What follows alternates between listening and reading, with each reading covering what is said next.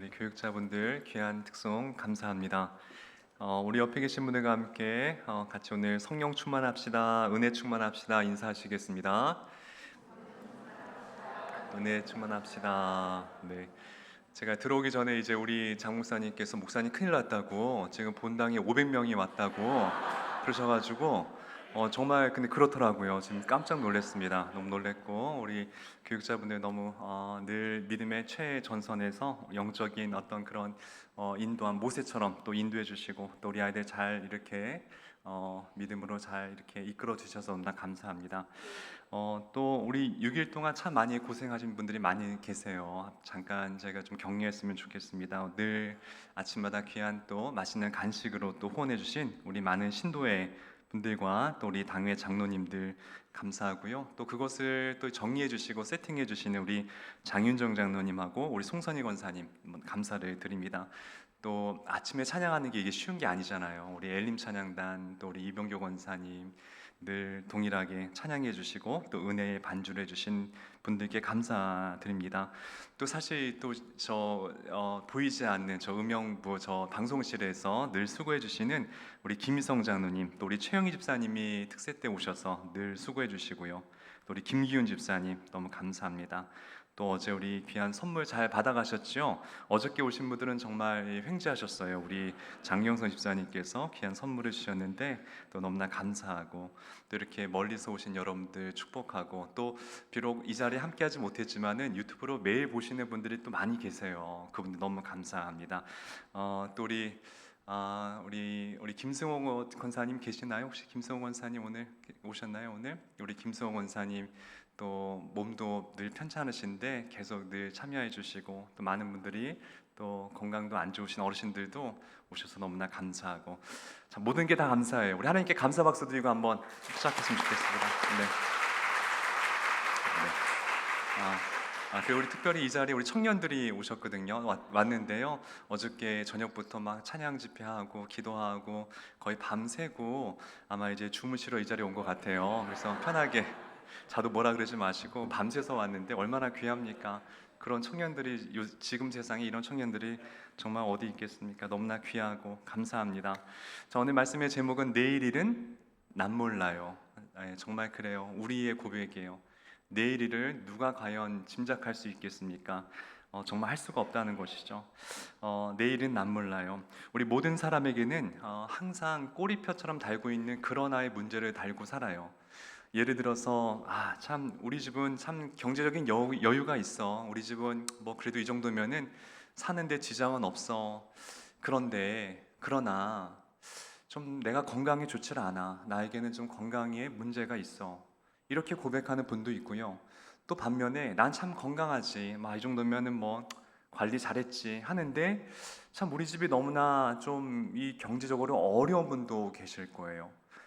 혹은 우리 참 내 자녀들이 얼마나 신앙생활 잘하는지 몰라. 정말 이렇게 귀한 자녀들이 어디 있어. 우리 청년들처럼. 근데 그러면서도 또 우리의 부모님이 또 어머니 아버지가 아직까지 신앙생활을 하지 않고 계시는 분도 계실 거예요. 우리 인생에는 너나 할 거 없이 다 인생의 뒤에 누구나 그러나라는 꼬리표가 있다는 것이에요. 이것만 해결되면은 내가 웃으며 살 수 있는데 내가 이 문제만 잘 이거 해결할 수만 있으면은 정말 내 인생 꽃을 피울 수 있을 텐데 그러나의 문제 때문에 그 앞에 있는 많은 좋은 것들을 우리가 웃고 살아가며 행복할 수가 없는 것들이 다 우리에게 모든 사람들에게 있다라는 것이죠. 이 나만 장군이 우리가 잘 아시잖아요. 제가 예전에 일전에 나만 장군에 대한 설교를 드렸었는데요. 이 나만 장군이 그랬어요. 모든 걸 다 갖췄어요. 그런데 마지막 하나의 이 접속사 때문에 그의 인생이 웃을 수가 없는 인생이 되었다라는 것입니다. 이게 우리 사람의 인생이라는 것이에요. 우리 열왕기하 5장 1절 같이 한번 읽어볼게요. 시작. 아람 왕의 군대 장관 나아만은 그의 주인 앞에서 크고 존귀한 자니 이는 여호와께서 전에 그에게 아람을 구원하게 하셨습니다. 큰 용사이나 그러나 나병 환자더라. 제가 이제 가로 열고 그러나라고 쳤는데요. 히브리 원문에는 저 부정 접속사가 들어 있습니다. 그는 용사이다. 그는 아람을 구원했다. 그는 엄청난 이 아람의 제2인자다. 정말 남자라면 한 번쯤 꿈꾸고 싶은 그러한 어떤 입지전적인 인물이지 않겠습니까? 그런데 우리는 이거를 보고 부럽다 생각하지 않습니다. 왜요? 그러나 그는 나병 환자더라. 이 한 단어가 그 수많은 앞에 있는 그 수식어를 물거품으로 바꿔버렸다는 거예요. 근데 이게 나만의 문제냐? 나만만의 문제가 아니라 이게 우리 모든 사람의 문제라는 것이에요. 다 하나씩 우리 가운데 아킬레스건이 있어요. 저도 있고, 여러분도 있을 수 있고, 우리 자녀들도 있을 수 있고, 나이가 많은 분도 있지만 청년들도 얼마나 힘듭니까? 이 세상을 살아간다는 게. 취업을 하는 것도 어렵고, 대학 가는 것도 힘들고, 또 누구를 만난다는 건 더 힘들고, 우리 인생이 다 그렇다는 거예요. 자, 그러나의 그 문제. 자, 그런데 이 그러나의 문제를 앓고 있던 나아만에게 정말 귀인이 등장합니다. 저는 오늘 이 귀인을 한번 주목했으면 좋겠는데, 이스라엘 땅에서 정말 포로로 잡아온 어린 소녀, 그 어린 소녀가 이 나아만의 집에서 그 아내의 수종을 들거든요. 이 어린 소녀가 우리가 잘 알다시피 나아만의 이 나병을 고쳐주는 데에 아주 결정적인 그런 역할을 감당하는 것이죠. 그래서 이 말씀을 통해서 우리가 참 우리가 어떻게 하면 우리 또한 내 인생의 그런 아이 문제를 좀 우리가 해결할 수 있을까 한번 알아봤으면 좋겠는데요. 자, 그 이 소녀가 이제 어떻게 이 나아만의 집에 있는지에 대해서 열왕기하 5장 2절은 얘기하고 있습니다. 같이 한번 읽어보겠습니다. 시작. 전에 아람 사람이 떼를 지어 나가서 땅에서 어린 소녀 하나를 사로잡음에 그가 나아만의 아내에게 수종 들더니, 자, 우리가 이 본문을 잘 읽으셔야 돼요. 우리 이거 읽을 때에 그냥 전쟁 포로구나, 그냥 우리는 스쳐 지나갈 수 있는데 그런 정도가 아니에요. 이것은 아람의 군사들이 우리 중세 시대 보면은 막 평화로운 마을 가운데에 막 말 타고 막 적군의 병사들이 갑자기 와가지고 막 집에다 불을 지르고 막 가산을 훔쳐가고 막 가족을 죽이고 지금 그런 장면이에요. 그런 상태에서 이제 아이들을 포로로 쓰기 위해서, 이런 어떤 일꾼들을 쓰기 위해서 이 아이들을 납치해 온 겁니다. 지금 납치당한 사람이 누구냐? 그 중에 한 사람이 오늘의 이 어린 소녀였다는 것이에요. 우리가 끔찍하지만 우리가 그 아이라고 생각해 봅시다. 여러분들 마음이 어땠을 것 같습니까? 제정신으로 살 수가 없죠. 내 눈앞에서 우리 집이 불타고 우리의 가산들을 다 빼앗기고 혹은 내 형제자매가 어떤 이 아픔과 부상을 당할 수도 있는 것을 보면서 지금 이웃나라에 끌려왔다고 생각해 보시라는 거예요. 그럼 우리가 제대로 살 수가 있겠습니까? 힘들겠죠. 그럼에도 불구하고 이 아이가 어떻게 살아가는지, 이 아이가 자신의 적군의 수장인 나아만의 병을 고치는 데에 굉장한 역할을 했다는 데 있어서 이 아이의 삶의 태도를 한번 우리가 보자는 것이에요. 첫 번째로 이 아이의 삶의 태도에 정말 귀한 것은 뭐냐면은 자신이 심겨진 곳에서 꽃을 피웠다는 것이에요. 자기가 심겨진 곳에서. 그 심겨진 곳은 이 아이가 원하는 장소는 절대로 아니었을 것입니다. 그죠? 정말 자기가 어떻게 이곳에 흘러왔는지도 몰랐을 거예요. 억울하고 엄마 아빠가 보고 싶고 형제 자매가 그리웠고 내 친구들이 그립고 고향이 그리웠을 것입니다. 그런데 이 소녀는 거기에서 그거에 자신의 삶을 원망하지 아니하고 자기가 심겨진 자리에서 최선을 다해서 꽃을 피우려고 노력했다는 거예요. 제가 며칠 전에 이 특세에서 말씀드렸어요. 우리 모든 사람들은 상처가 없는 사람이 아무도 없습니다. 다 우린 상처받고 살아요. 그런데 그 상처를 어떻게 갖고 사는지에 대해서는 세 부류의 사람이 있다라고 말씀드렸어요. 상처 입은 피해자가 있고요, 상처 입은 복수자가 있고요, 또 상처 입은 치유자가 있다라고 말씀을 드렸어요. 우리는 그 셋 중에 하나를 선택하며 살아가셔야만 됩니다. 이 아이는 그럴 수 있었어요. 페인처럼 살 수 있었어요. 상처 입은 피해자가 돼서 내 인생, 이 시대는 난 끝났다, 이 시대는 내가 낙이 없다, 다음 세계나 기약해야지, 이러면서 정말 자포자기 하면서 페인처럼 살 수 있는 그런 길이 있었고요. 혹은 아득바득 일을 갈면서 내가 저 나아만을 내가 어느 순간 내가 죽여야 되겠다, 복수해야 되겠다, 이렇게 복수를 꿈꾸면서 호시탐탐 나만의 목숨을 취하려고 노력했을 수도 있어요. 그런데 이 소녀는 그 두 가지의 삶을 택하지 아니하고요, 상처 입은 치유자, 내가 이 고통을 아니 저 주인도, 저 나병이, 저 한센병이, 저 불치병이 얼마나 힘들까, 저 그러나의 문제 때문에 저 사람이 얼마나 고통받을까, 그리고 내가 하나님의 딸인데 저 원수를 사랑하라는 하나님 말씀을 내가 말씀을 묵상하며 순종하며 살아야 되지 않을까, 이런 마음으로 세 번째 삶을 선택했다라는 것이에요. 우리 사랑하는 제가 청년들, 사실 제가 이 말씀을 원래 다른 날에 하려고 했는데 청년들이 토요일 날 온다는 얘기 듣고 나서 제가 얼른 바꾼 거예요. 청년들에게 제가 간곡하게 부탁을 드립니다. 심기신 분은 하나님이 심겨주세요. 그 장소는 우리의 뜻대로 심겨진 것이 아닙니다. 우리가 이 자리에 있는 것도, 제가 이 자리에 서 있는 것도 다 하나님께서 심겨진 이유가 있다는 것이에요. 심겨주신 이유가 있다는 것이에요. 그것이 때론 고난의 자리가 될 수 있어요. 정말 가시떨기 같은 자리가 될 수 있어요. 아픔의 자리일 수 있어요. 그런데요, 거기에 심기신 이유가 반드시 있다는 거예요. 그리고 그것이 결과가 아닙니다. 하나님께서 거쳐가시게 하는 잠시의 장소일 수도 있다는 것이에요. 그럼 우리 무엇을 해야 되냐? 내 심겨진 곳에서 꽃을 피우려고 최선의 삶을 살아야 된다는 것이에요. 비록 원하지 않는 장소라 할지라도, 또 원하지 않는 사람들과의 관계 속이라 할지라도 우린 최선을 다해야 된다는 것이에요. 그게 하나님의 아들, 딸로서의 삶의 자세라는 것이죠. 이 순간의 꽃이라는 시집이 있는데요, 제가 시 하나 읽어드릴게요. 급한 물에 떠내려가다가 닿는 곳에서 싹 틔우는 땅 뻗을 씨앗, 이렇게 시작해 보거라. 유명한 시죠. 어떤 이 씨앗이 그냥 이 빗물에, 아마 강물에 흘러간 것 같아요. 자기 의지와 상관이 없었어요. 그러다가 어느 한 모퉁이에 그것이 씨앗이 걸리게 됩니다. 근데 거기서 주저하지 말라는 거예요. 그냥 그 멈춰진 자리에서 너의 싹을 피워보라는 거예요. 꽃을 피워보라는 거예요. 하나님께서 그걸 원하신다는 거예요. 마찬가지예요. 하나님께서 우리에게 원하시는 삶의 자세가 바로 그거라는 것이죠. 하나님께서 그래서 이 아이를 귀하게 쓴 것이었어요. 그 아이가 얼마나 성실하게 살았는지를 어떻게 알 수 있느냐? 성경에 나와 있지 않은데 이 아이가 어떻게 신실하게 정직하게 살았는지 어떻게 아십니까? 라고 저에게 물어보신다면은 저는 이 아이가 이제 자신의 여종에게, 부인이죠, 이 섬기는 그 나아만의 부인에게 얘기합니다. 저희 주인님, 우리 사마리아 이스라엘 땅에 가면은 엘리사라는 선지자가 계시는데 그분에게 찾아가게 되면은 우리 주인님의 병을 고칠 수가 있습니다. 이렇게 얘기를 한 것이죠.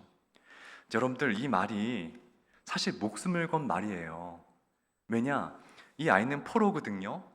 만약 이 아이가 말한 대로 가서 엘리사에 갔는데 만약에 병 고침을 받지 못하게 된다고 한다면 이 어린 소녀는요, 그냥 그날 죽고 말아요. 그러니까 자신의 목숨을 건 이야기였다는 것이죠. 더 놀라운 것은 이런 어린 소녀의 말을 다 믿었다는 거예요. 저는 그게 더 신기해요. 여주인이 믿었고, 또 여주인이 나아만에게 말했는데 나아만이 그걸 믿었고, 또 그 나아만이 아람의 왕에게 말하는데 왕이 그 말을 믿었다는 거예요. 어떻게 그럴 수가 있냐는 것이죠. 그만큼 이 아이는 살아온 삶이 너무나 정직하게 살았고 성실하게 살았고, 이 아이의 말은 믿을 수가 있어. 이런 신뢰가 이 모든 사람들에게 있었다는 것이에요. 열왕기하 5장 3절과 4절 또 읽어보겠습니다. 자, 시작. 그의 여주인에게 이르되 우리 주인이 사마리아에 계신 선지자 앞에 계셨으면 좋겠나이다. 그가 그 나병을 고치리이다 하는지라. 나만이 들어가서 그의 주인께 아뢰어 이르되 소녀의 말이 이러이러하더이다 하니, 이 한 소녀의 말의 파급이 정말 이 권력자, 한 나라의 권력자들을 움직이는 그러한 말이 있다는 것이에요. 우리 이렇게 살아야 된다는 것이에요. 하나님의 아들, 딸의 말은요, 많은 사람들에게 신뢰를 줘야 되고, 내가 다른 사람 몰라도 이 사람 말은 믿을 수 있어. 이런 신뢰를 주는 저희가 되셔야 됩니다.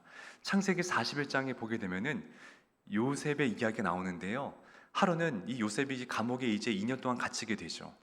그리고 이제 바로가 2년 뒤에 꿈을 꾸게 됩니다. 애굽의 왕이죠.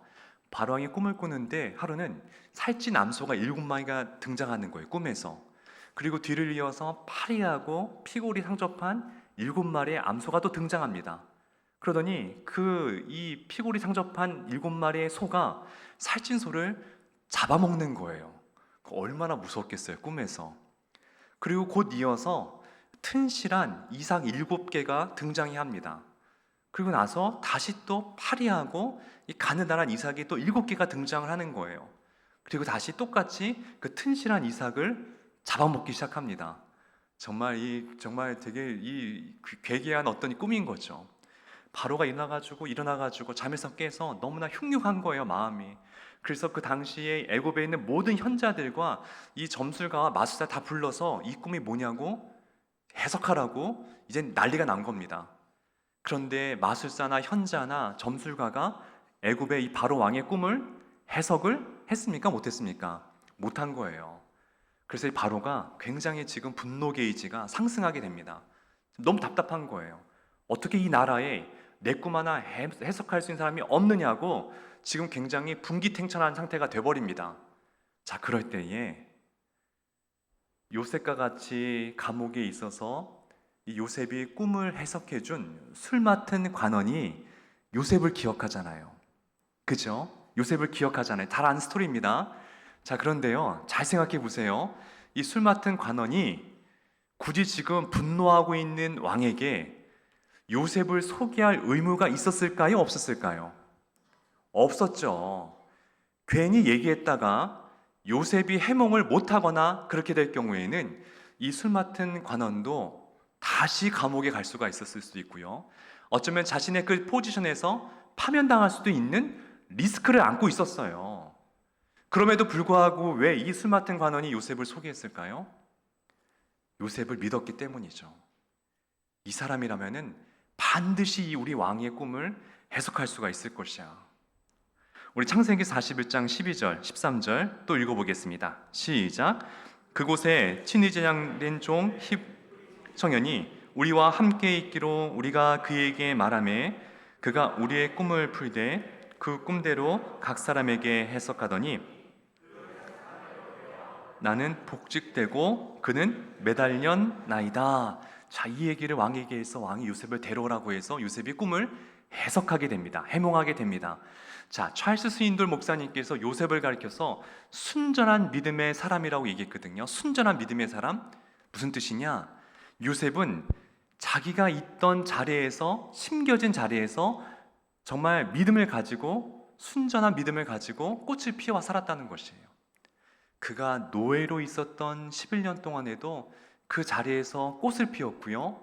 감옥에 있던 그 2년의 시간 속에서도 최선을 다해서 살았다는 것입니다. 심기게 하신 분은 하나님이셨죠. 그럼에도 불구하고 요셉은 그 속에서 원망과 불평하지 않고 정직한 삶으로, 신뢰받는 삶으로 살았다는 것이에요. 우리가 그런 사람이 되셔야 돼요. 제가 나태주 시인의 시 하나 또 하나 소개할게요. 제가 시를 굉장히 좋아하거든요. 자, 마음을 얻다라는 시인데요. 참 좋아요. 저는 제가 이런 사람이 되고 싶어요. 있는 것도 없다고 너가 말하면 없는 것이고 없는 것도 있다고 너가 말하면 있는 것이다. 내가 후회하지 않겠다. 정말 이런 사람이 우리가 되었으면 얼마나 좋겠습니까? 내 한마디에 사람들이 그 말을 다 믿어주고 내가 한 말에 따라주고 한다고 한다면은 그 인생은 정말로 성공한 인생이라는 것이에요. 또 여러분 곁에 그런 분들이 아주 계셔야 된다는 것입니다. 우리가 하나님의 아들, 딸로서 이 소녀와 같이 그렇게 살아갈 때에 그 주위에 있는 많은 사람들이요, 하나님의 기적과 능력을 얻을 수 있는 그런 귀한 통로로 우리 모두가 쓰임받을 수가 있게 된다는 것입니다. 여러분들, 이 두 번째 결말인데요, 나아만이 고침받을 수 있었던 이유는 무엇이냐면은 그 주위에 신뢰받은 사람이 있었던 이유였고, 두 번째는 하나님 말씀에 순종했기 때문이에요. 여러분, 말씀이 능력이에요. 제가 지금 아침에 묵상하는 이 설교를 했던 모든 것들을 제가 한 공통점을 보니까요, 하나님 말씀에 능력이 있다는 것으로 다 하나로 모아지더라고요. 제가 의도한 것이 아니었거든요. 저는 그냥 제가 묵상해서 이 본문을 해야 되겠다 했는데 어떻게 보게 되니까는 하나의 공통된 공통점이 나왔던 것이 하나님 말씀에 능력이 있다는 걸 자꾸 깨닫게 하시는 거예요. 여러분 잘 보세요. 나아만이 세 가지를 갖고 있었어요. 첫 번째는 인맥이었어요. 인맥. 그는 아람 왕이라는 당시의 최고 권력자를 가장 최측근으로 얻고 있었습니다. 얼마나 좋아요. 두 번째는 돈이 많았습니다. 얼마나 부러워요.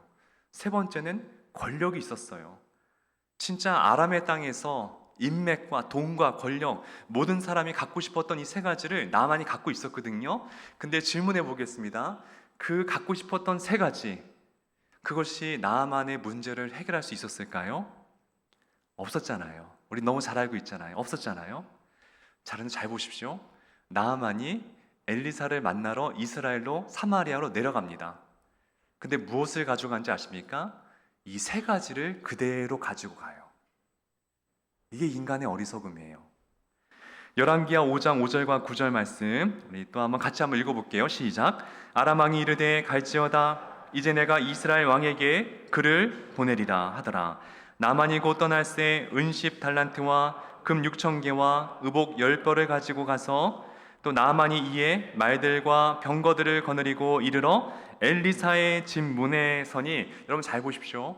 그 아람 왕이 이제 엘리사에게 이스라엘 왕에게 이 추천서를 써줍니다. 뭡니까? 인맥이죠. 인맥을 동원한 거예요. 왕님, 이 글을 써주시면은 이것이 이스라엘 왕에게 전달해 주면은 이스라엘 왕이 저를 잘 대해줄 것입니다. 인맥을 동원한 거예요. 그리고 또 금과 은과 의복을 가져갑니다. 돈을 가져간 거예요. 또 마지막에는 말과 병거들을 가져갑니다. 권력을 가져가는 거예요. 자기가 아람에서 그 세 가지 있었어도 아무런 병고침을 얻지 못했던 그 세 가지 방법을 가지고 똑같이 이스라엘 하나님 앞에 가져갔다는 거예요. 얼마나 이게 인간의 어리석음입니까? 우린 하나님 앞에 나올 때요, 글 가지고 나오는 게 아니잖아요. 믿음을 가지고 나오는 거예요. 순종을 가지고 나오는 거예요. 하나님 앞에 헌신하고자 하는 그런 순전한 마음을 가지고 나올 때 역사하는 거지, 세상의 것들 가지고 나온다고 한들 하나님께서 그거 가지고 잘했다, 고맙다 이렇게 하지 않는다는 것이에요. 그걸 누가 알았느냐? 어린 소녀가 알았어요. 그래서 소녀가 이렇게 가기 전에 이렇게 얘기를 했습니다. 열왕기하 5장 1절과 5장 3절. 나아만은 그의 주인 앞에서 크고 존귀한 자니, 왕이시여 주인님, 세상 앞에서 큰 자가 하나님 앞에 중요하지 않습니다. 세상 앞에 큰 자가 되려고 하지 마십시오. 그러면서 말하기를 뭐라고 말합니까? 우리 3절 말씀 아래 거 읽어보겠습니다. 시작. 우리 주인 나아만이 사마리아에 계신 선지자 앞에 계셨으면 좋겠나이다. 그가 그 나병을 고치리이다. 선지자 앞이라는 것은 하나님 말씀 앞에 서다라는 의미예요. 주인님, 권력 앞에 쓰지 마시고 세상에 인맥과 돈 앞에 쓰지 마시고 하나님 말씀 앞에 설 때에 고침받을 수가 있어요. 아이가 그렇게 얘기하는 거예요. 근데 나아만이 순종하지 처음에 않습니다. 그래서 자신의 방법대로 아까 말씀하신 것처럼 은과 금과 병거와 마차를 가지고 그리고 가는 것이죠. 그래서 그때 처음에는 그가 그걸 가지고 나왔을 때 엘리사가 별로 이렇게 시큰둥하지 않으니까 분노해서 요단강에 들어가려고 하지 않습니다. 그리고 그냥 돌아가려고 하죠. 그때 제가 말씀드린 것처럼 종들이 말리죠. 주인님, 주인님, 아버지요, 아버지요, 저 선지자가 더한 것을 부탁했더라도 우리가 하지 않겠습니까? 그깟 이거 목욕하는 게 뭐가 큰 대수입니까? 주인님, 이거 우리 말씀에 순종하자고 강력하게 만류합니다. 저는 그때 이 소녀가 있었을 거라고 저는 믿어요. 왜냐? 그 길을 안내를 해야 되잖아요. 분명히 이 소녀도 그 종들 가운데 분명히 따라왔을 것입니다. 자, 그때 그 말씀에 의지해서 나아만이 물속에 들어갑니다. 그리고 깨끗하게 치유를 얻죠. 자, 여기에 이 사건 가운데 아주 중요한 게 있어요. 오늘 말씀의 하이라이트입니다. 여러분들 이 말씀 꼭 마음에 새기시고 집에 가서 이렇게 꼭 다시 한번 읽어봤으면 좋겠는데요. 그것이 히브리서 4장 2절의 말씀입니다. 자, 이것이 굉장히 기가 막힌 말씀인데 같이 한번 우리가 마음에 새기며 읽었으면 좋겠습니다. 시작. 그들과 같이 우리도 복음 전함을 받은 자이나 들은 바 그 말씀이 그들에게 유익하지 못한 것은 믿는 자가 믿음과 결부시키지 아니함이라. 무슨 뜻이냐? 아무리 하나님 말씀을 들어도 그 말씀을 내 믿음과 결부시키지 아니하면, 적용시키지 아니하면은 그 어떤 유익이 나타나지 않는다는 거예요. 히브리서 4장 2절 말씀은 그 앞에 어떤 이야기가 등장하냐면은 모세가 이제 200만 명 데리고 가나안 땅에 나아가잖아요. 그 사건을 이야기하는데요. 그때 1세대 중에서 누구만 가나안 땅에 들어갑니까? 여호수아와 갈렙만 가나안 땅에 들어갑니다. 그걸 보면서 히브리서 기자가 지금 이 얘기를 하는 거예요. 왜 하나님 말씀을 200만 명이 다 들었는데 들어간 사람은, 가나안 땅에 들어간 사람은 왜 여호수아와 갈렙밖에 없었느냐? 이유는 한 가지다. 하나님의 들은 말씀을 그 믿음과 결부시킨 사람은 여호수아와 갈렙밖에 없었기 때문이다. 그 이야기를 하는 거예요. 굉장히 중요합니다. 우리는 오늘도 또 내일도 우리 매일매일 하나님 말씀을 들으며 살아갈 것이에요. 그 200만 명도 하나님 말씀을 매일매일 들었습니다. 그런데 가나안 땅에 들어간 것은 여호수아 갈렙 한 사람밖에 없었다는 것은 우리에게 아주 심오한 지금 교훈을 준다는 거예요. 말씀을 많이 듣는다 할지라도 그 말씀이 내 믿음과 결부되지 아니하면, 적용되지 아니한다고 한다면은 내 안에서 그 어떠한 역사와 기적은 나타날 수가 없다는 것을 오늘 성령이 얘기해 주는 거죠. 분명히 나아만은 들었어요. 아람에서 출발하기 전에 이 어린 소녀가 저 이스라엘 땅에 선지자 앞에 서면은, 하나님 말씀 앞에 서면은 나을 것입니다. 근데 그 말씀을 처음에는 적용시키지 않았다는 거예요. 그런데 그가 와서 마지막에 그 말씀을 적용시키고 순종하게 되자 기적이 나타나게 됩니다. 제가 어저께 마가복음 5장에 12의 혈리병 걸린 여인의 이야기를 잠깐 스쳐 지나가며 말씀드렸는데요. 제가 일전에 말씀드렸어요. 예수님이 지금 이 가버나움 쪽에 들어가시면서 야이로의 집에 있는 어린 딸을 살려주기 위해서 갈 때에 수많은 사람들이 예수님을 막 밀치고 예수님 붙잡고 예수님 손 한번 잡아보고 막 그랬었어요. 그럴 때에 이 12년 동안 여선병, 이 피를 흘리는 이 병을 앓았던 이 혈리병 걸린 여인이 정말 목숨을 걸고, 자기는 부정한 여인인데 그것을 정말 몰래 가서 예수님의 옷자락을 붙잡게 됩니다. 그리고 그 여인의 혈류의 근원이 깨끗하게 고쳐지고 마르게 되는 것이죠. 전 너무나 궁금했어요. 분명히 거기서 사람들이 웅집할 수 없을 정도로 많은 무리가 있었고 예수님의 손을 다 붙잡았는데 병 고침 받은 사람은 이 혈류병 여인 한 사람밖에 없었거든요. 우리 마가복음 5장 27절 말씀 또 한번 읽어볼까요? 자, 시작. 예수의 소문을 듣고 무리 가운데 끼어 뒤로 와서 그의 손에 손을 대니 이는 내가 그의 옷에만 손을 대어도 구원을 받으리라 생각함이로라. 이에 그의 혈류 근원이 곧 마름에 병이 나은 줄을 몸에 깨달으니라. 왜 여인만 고침받을 수 있을까요? 똑같은 거예요. 이 여인만 그 믿음을 하나님 말씀과 결부시켰기 때문이에요. 다른 사람들은 그냥 예수님이 그냥 떡을 만들어 주시는 분, 내 인생을 고쳐 주시는 분, 그냥 단순하게 기적을 베푸는 사람으로 여겼다고 한다면은 이 여인은 정말로 간절한 믿음의 소원을 가지고 예수님 말씀을 자기 삶에 적용시키고 결부시켰다는 거예요. 그래서 유일하게 수많은 사람이 예수님의 옷자락에 손을 대었어도 나음 받은 사람은 이 여인 한 사람뿐이었다는 것입니다. 오늘 나아만 이제 신약에 넘어와서 예수님이 나아만을 칭찬하거든요. 똑같이 칭찬하세요. 누가복음 4장 27절 우리 마지막으로 같이 또 한번 읽어봤으면 좋겠습니다. 시작. 또 선지자 엘리사 이스라엘에 많은 나병 환자가 있었으되 그 중에 한 사람도 깨끗함을 얻지 못하고 오직 수리한 사람 나아만 뿐이었느니라. 왜 수많은 한센병자가 있었는데 나아만만 고침받을 수 있었느냐? 하나님 말씀을 자신의 믿음 가운데 적용시키고 결부시켰기 때문이었어요. 오직 나아만 한 사람만. 이제 우리는 기적의 비결을 알 수가 있는 거예요. 하나님 말씀을 그냥 형식적으로 읽지 말라는 거예요. 그냥 늘 묵상했기 때문에 내가 오늘 그냥 빨리 읽어야지, 내가 늘 세 장 읽는 것이 나의 저거니까 그냥 빨리 스치듯 읽어야지. 이것이 아니라 레마로, 나에게 오늘 주시는 살아있는 하나님의 음성으로 받을 때에 그것이 내 심령 가운데, 내 삶 가운데, 내 심겨진 자리에서 능력으로 나타나게 될 줄 믿으시길 바랍니다. 여러분들 심겨진 곳에서 꽃 피우시기 바랍니다. 비록 그 자리가 거칠고 힘들고 피하고 싶은 자리 할지라도 주님의 때가 이를 때까지는 최선을 다하며 살아가시기 바랍니다. 그리고 늘 말씀을 생명처럼 여기시기 바랍니다. 말씀의 자리를 귀하게 여기십시오. 예배를 귀하게 여기십시오. 하나님 만나러 올 때 여러 가지 이 소망과 열망과 믿음을 가지고 나와서 주님 나를 간절히 만나달라고 그 바람으로 오실 때에 주님께서는 반드시 만나 주실 것입니다.